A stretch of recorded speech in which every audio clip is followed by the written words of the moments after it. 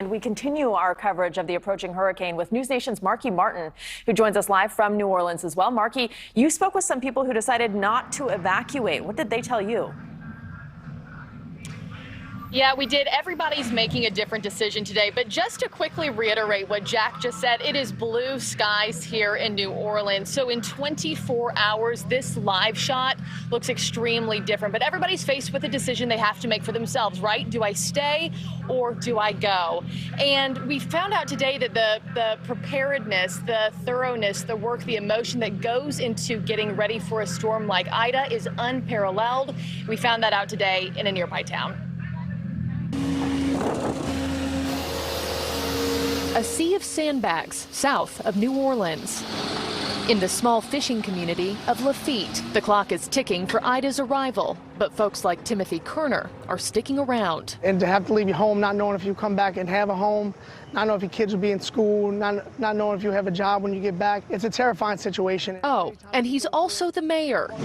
Not letting a broken arm stop him from protecting his city, moved by the people he loves. I don't get emotional for sad things too much, not externally, but when I'm inspired, it does hit me, and they do inspire me. Just down the road at the marina, Keith Tassan ties down his boats. I've been trawling, and when I ain't trawling, I'm fishing. Still on the water. I can't do without water. He's been shrimping for 40 years. Today is sandwiched between the anniversaries of Laura and Katrina, a storm that changed the game 16 years ago. He still can't get those radio reports out of his head. Ray Nagin came on and said they're estimating the winds at 175 to hit Lafitte. I just broke out crying. I've touched up again, but I cried because I said, there goes my boat. But the harbor is his home, and this is where he'll stay.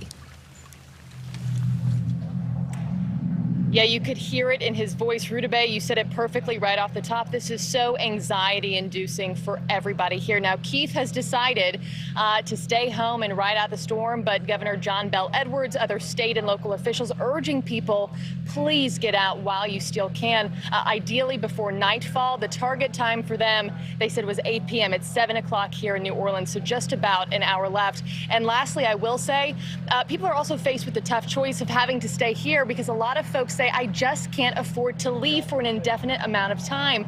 Not only are supplies expensive, hotels are expensive, gas is expensive, and it's something that a lot of people just don't have the pockets for.